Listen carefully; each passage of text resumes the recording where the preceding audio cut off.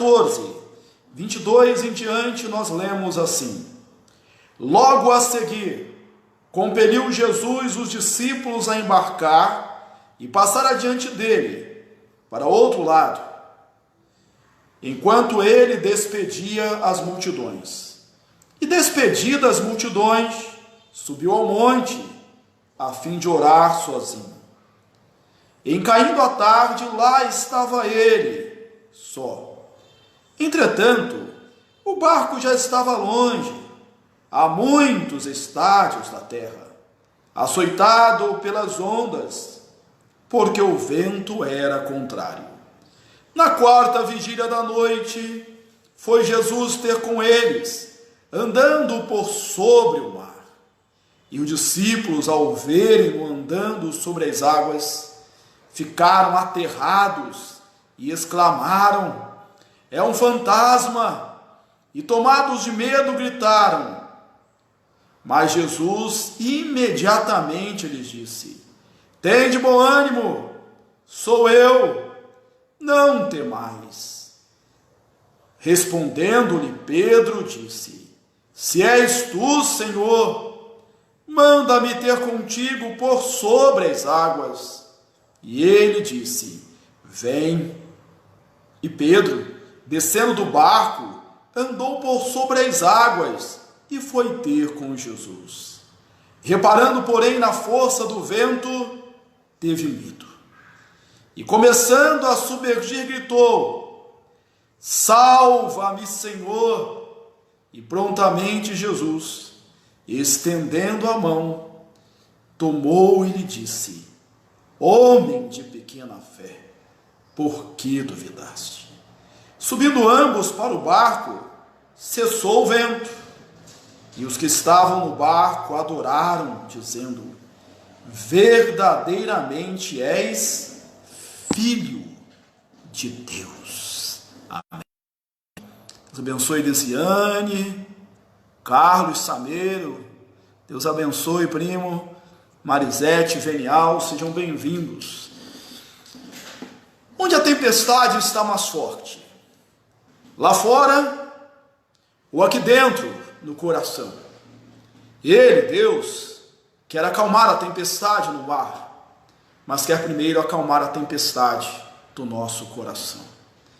As águas buliçosas, águas revoltas, águas tempestivas, são na Bíblia um exemplo, um modelo para as nossas aflições, para os nossos problemas, para as nossas lutas, bem poderíamos dizer para as tempestades da nossa vida.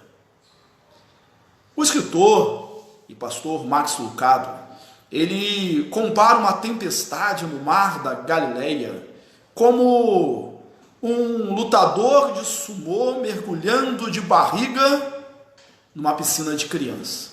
Imagine aí o estrago que isso faz. É dessa maneira lúdica que ele diz que a tempestade no mar da Galileia era realmente apavorante, era de dar medo mesmo, até para pescadores experientes, como eram alguns dos discípulos do Senhor Jesus. A geografia ali proporcionava isso, porque as montanhas ao norte afunilavam e faziam como se fosse um túnel de vento que esguichava o vento na direção do lago e fazia com que houvesse ondas de até 3 metros de altura, que era comum. Qual o contexto dessa passagem que lemos, irmãos? Se você ler um pouquinho versículos anteriores, você vai ver que Jesus, ele alimenta uma multidão de mais de 5.000 homens, sem contar mulheres e crianças com 5 pães e 2 peixinhos. E o Evangelho de João, que narra essa história também, vem e diz que depois deste milagre da multiplicação dos pães, a multidão estava para vir e aclamá-lo de fato o rei. E entre os discípulos, é lógico, havia alguns que pensavam num Jesus guerreiro, num Jesus rei, no sentido político, libertador. E Jesus vai e manda os seus discípulos entrarem no barco e passarem para o outro lado do mar. A expressão que nós vemos aqui é compungiu-lhes, constrangeu-lhes, ou seja, obrigou de fato a eles entrarem no barco para passarem para o outro lado. E aí vem a tempestade. Meu irmão, minha irmã, quando a gente está enfrentando um problema, uma adversidade, uma prova, mas a gente entende que foi por causa de mau planejamento, por uma imprudência nossa, por uma precipitação, agimos sem pedir a orientação de Deus, ou agimos em flagrante desobediência ao Senhor, nós até entendemos. Irmãos, mas quando nós estamos fazendo tudo direitinho, quando nós estamos ali lendo na cartilha do Senhor Jesus, estamos obedecendo os mandamentos, estamos agindo de forma coerente com a nossa fé, e vem a tempestade, surgem muito mais questionamentos. Eu creio que isso deve ter passado pela mente daqueles discípulos. Foi ele que mandou a gente entrar no barco. Ele sabia que já estava de noite. Foi ele que mandou a gente atravessar o lago. Será que ele não sabia? Isso é obra dele. E onde ele está agora? Em capítulos anteriores aqui do texto do Evangelho de Mateus, há a narrativa de uma outra tempestade. Só que havia algo diferente. Jesus estava no barco, vencido pelo cansaço, estava dormindo. E quando tudo estava a ponto de se perder e o barco afundar no meio da tragédia que eles viviam, eles souberam o que fazer. Foram lá e acordaram Jesus. Mas agora é diferente, porque Jesus não está no barco. E aí vem a pergunta: onde está Jesus? Onde está Jesus? Onde está Deus? Você já fez essa pergunta? Às vezes, como crentes, nós nos sentimos como grandes pecadores quando ousamos questionar assim. Mas parece que eles fizeram isso. Onde está Jesus? Os ímpios nos questionam assim, como no salmista: o teu Deus, onde está? Mas a fé responde de maneira pronta: olha, está no meu coração, meu Deus está no céu, meu Deus está no meu coração, meu Deus está vivo. O texto nos dá conta de que eles entraram no barco no início da noite, às 18 horas, 6 horas da tarde. Os judeus dividiam a noite em 4 partes. A primeira vigília, segunda vigília, terceira vigília e quarta vigília. A quarta vigília começava às 3, era de 3 às 6 horas da manhã. Então, se a gente supor que eles entraram no barco às 6 horas da tarde, e Jesus foi ter com eles só às 3 horas da manhã, a primeira hora, o primeiro minuto da quarta vigília, e eles ficaram 9 horas sem Jesus. Meu irmão, e na tempestade, 9 horas sem Jesus é muito tempo. Aliás, no olho do furacão, 1 minuto, uma fração de segundo sem Jesus é tempo demais, é uma eternidade. E eu tenho certeza que a maior tribulação, a maior angústia, a maior dificuldade da nossa vida não são os ventos fortes, não é a chuva abundante que cai, não é o barulho da tempestade, não é a escuridão da noite, é a ausência de Deus, é estar longe de Deus. Por isso, se você está longe de Deus, aproxime-se dele, agarre-se a ele, clame pelo Senhor Jesus. E aí, na quarta vigília da noite, por que ele não veio antes? No tempo dele, na hora dele, Jesus aparece. só que aparece de maneira inusitada, de maneira inesperada. Se eu estivesse no meio de um mar, numa tempestade, aguardando essa vinda do meu mestre, que estava na praia, eu aguardaria num barco, talvez um barco maior, mais forte, mais pronto para aguardar a tempestade, mas não, eles olham e veem alguém andando sobre as águas. Parece que é aqui, irmão, irmão, é aquela hora que o filme de ação, o filme de drama, se transforma num filme de terror. Já ouviu aquele ditado, pior do que tá não pode ficar? Eu acho que aqui aconteceu exatamente isso. Olha, pior do que está, pode ficar sim, além da tempestade, além da gente estar afundando, além da gente estar aqui numa grande luta, ainda estamos vendo fantasmas. Mas Jesus nos conhece muito bem. Talvez se fosse outro, repreenderiam eles, dizem, isso é superstição, deixam de ser bobos, pare com isso, não foi assim que eu ensinei vocês. Mas Jesus fala e responde, o texto diz imediatamente, ele não brinca com os discípulos. Não temas, tem de bom ânimo, sou eu. Não temas, tem de bom ânimo, sou eu. Ah, irmãos, no meio da tempestade, no barulho da chuva, na força dos ventos, aquela voz, sou mais forte, sou melhor, mais alto do que todo o barulho ao redor, sou eu. Como é bom ouvir uma voz conhecida, uma voz familiar, amiga e meiga, no meio de uma turbulência, no meio de uma crise.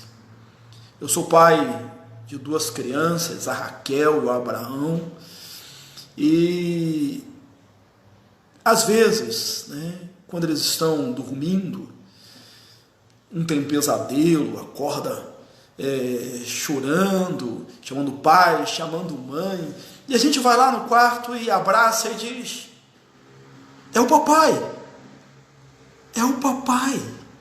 e tudo se acalma. Que bom quando nós ouvimos assim, olha, calma filho, é o papai, sou eu. Olha, o Senhor Jesus fala assim também conosco, calma, sou eu estou aqui. E como no coração da criança, eu estou aqui, a calma resolve tudo. O nosso Deus falando conosco também, calma, eu estou aqui, resolve todos os nossos problemas, acaba com toda a nossa luta, destrói toda a nossa amargura, manda embora todo o nosso temor. Filho, sou eu. Como uma criança se aquieta nos braços da sua mãe, como essa criança é a minha alma para contigo. Alguns autores entendem que o que Jesus bradou no meio da tempestade foi: eu sou. O mesmo eu sou, lá de Êxodo, no capítulo 3, versículo 14, quando Moisés ele está diante da sarça ardente, naquela visão de Deus, e ele pergunta, qual o seu nome? Como eu vou responder para aqueles que me enviaram? E no meio da sarça, Deus Todo-Poderoso responde, eu sou, me enviou. Eu sou, me enviou. Ainda que alguns autores pensem diferente, que aqui ego emi, a expressão grega, seja simplesmente sou eu, e que em outros textos do Evangelho pode significar realmente eu sou, porque é a mesma expressão para ambas as traduções, nós podemos, sem medo de errar, dizer que ainda que não fosse isso que o texto aqui estivesse dizendo, que fosse simplesmente sou eu, que já acalmaria o nosso coração. Mas nós podemos dizer que um eu sou seria muito bem-vindo também, e estaria em completa harmonia com o restante dos evangelhos, quando tantas e tantas vezes o Senhor Jesus diz, eu sou. Ele se assenhora desse título divino, porque lá na disputa com os fariseus, ele diz, antes de Abraão nascer, eu sou. Ele diz, eu sou o pão da vida, eu sou a luz do mundo, eu sou a água da vida, eu sou o bom pastor que dá a vida pelas ovelhas, eu sou o caminho, a verdade e a vida, eu sou a luz do mundo, eu sou a videira verdadeira. Por que não dizer, eu sou aquele que acalma as tuas tempestades, eu sou aquele que aquieta o teu coração, eu sou aquele que faz sossegar a sua alma, eu sou Deus, o Deus sempre presente. Nunca vimos nas Escrituras Deus ou Jesus falando eu era. O nosso Deus é o Deus do presente, do indicativo. O nosso Deus é o Deus do agora, porque o nosso Deus é o Deus atemporal. Nosso Deus é o Deus que não muda. Nós mudamos. Nós dizemos, por exemplo, eu era. Você já disse isso, eu era? Eu era mais novo. Eu era mais forte. Eu era mais veloz, mais ágil. Há quem diga, eu era mais bonito. Eu era. Mas o nosso Deus não precisa dizer isso, porque Ele será sempre, Ele é sempre o eu sou. O eu sou. Eu sou aquele que te sara, eu sou aquele que cuida de você, eu sou o Deus presente, eu sou o Deus que age na sua vida, eu sou o Deus que te guarda, eu sou o Deus que garante que o barco vai chegar do outro lado, eu sou aquele que acalma a tempestade, eu sou aquele que acalma o seu coração. Hebreus 13, 8, o autor diz assim, Jesus Cristo, ontem, hoje, é o mesmo, e o será para sempre. O nosso Deus não muda. Jesus não mudou, porque eu, o Senhor, não mudo, por isso vós, ó filho de Jacó, não sois consumido. O texto de Tiago vai dizer que nele não há variação ou sombra de mudança. Ele ainda acalma a tempestade, ele ainda anda sobre as águas, ele ainda é Deus, ele ainda está no controle de todas as coisas. Ele é o Senhor. Ao ouvir isso, Pedro, o mais impulsivo dos apóstolos, um homem de fé, ele diz, Senhor, se és tu, manda-me ir ter contigo.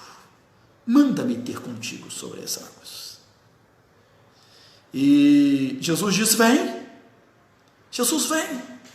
Eu não sei qual a impressão que você tem desse texto. Eu não acho que Pedro estava querendo aparecer. Porque Pedro era impulsivo, sim, mas Pedro era um homem de coração sincero. Eu acredito, irmãos, que Pedro disse isso, Senhor, se és tu, manda-me ter sobre as águas contigo. Porque aquele era o caminho mais perto, era o caminho mais rápido para estar ali junto com o Senhor Jesus.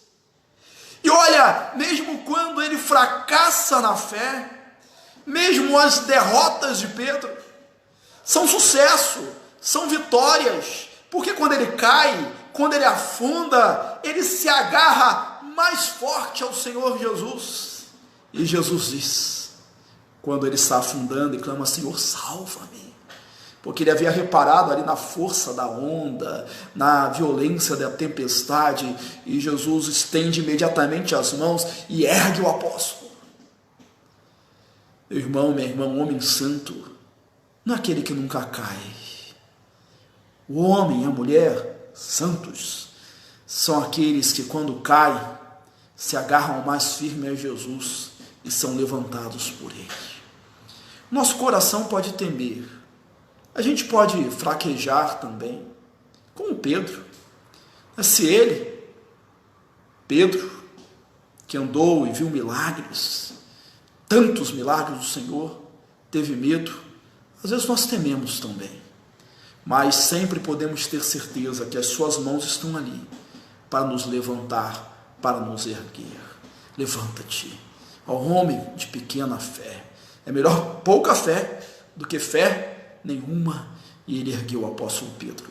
E ambos entraram no barco. Sabe o que aconteceu? Cessou a tempestade. E chegaram do outro lado. Diferentemente da outra tempestade narrada nesse evangelho, Jesus não falou para a tempestade se acalmar. Jesus não falou para o mar se aquietar. Ele não falou nada. Sabe por quê? Porque ele já estava ali. E ele ter chegado no barco foi o suficiente. Foi o necessário. Resolveu o problema. Todos nós estamos apreensivos. Os noticiários, às vezes, nos trazem mais angústia do que alguma esperança. Estamos acompanhando os acontecimentos dos últimos dias com o coronavírus, o que está acontecendo ao redor do mundo, o que está acontecendo no nosso país. Mas nós temos a certeza de que Ele ainda anda sobre as águas. Nós temos a certeza que a quarta vigília da noite, para Deus, não é atraso, é a hora certa de Deus chegar e a hora certa de Ele agir. Ele ainda acalma a tempestade, mas lembre-se, a maior tempestade que Ele quer acalmar, a maior necessidade de calma é a necessidade de acalmar o seu coração. E depois eles o adoraram. Essa parece que é a primeira vez que nos evangelhos eles adoraram Jesus como Deus. Como Deus. Que as circunstâncias atuais sirvam para você se agarrar mais ao Senhor. Que o momento que nós estamos vivendo sirva para você clamar mais o nome dEle. Que o momento que nós estamos passando sirva para você acreditar mais que Ele é Deus. E eu torno a fazer a pergunta que fiz no início, com qual os convidei para este momento de reflexão na palavra de Deus. Onde a tempestade está mais forte, meu irmão, minha irmã? Lá fora ou aqui dentro, no coração? Ele quer acalmar a sua tempestade. Ele quer acalmar o mar, mas Ele quer primeiro acalmar a tempestade do seu coração. Lembre-se, não há tempestade tão forte, não há vento tão tempestuoso, não há mar tão profundo, não há noite tão sombria, não há barco tão frágil que não possa fazer, que possa nos impedir de chegarmos do outro lado, porque Ele está conosco. Jesus não andou sobre as águas para ensinar ninguém a andar sobre as águas. Ele andou sobre as águas para dizer: não importa a barreira, não importa a tempestade, eu sempre estarei com vocês. É o Deus conosco. Que Deus te abençoe. Vamos orar? Vamos falar com Deus? Acalme o seu coração, meu irmão, minha irmã, e descanse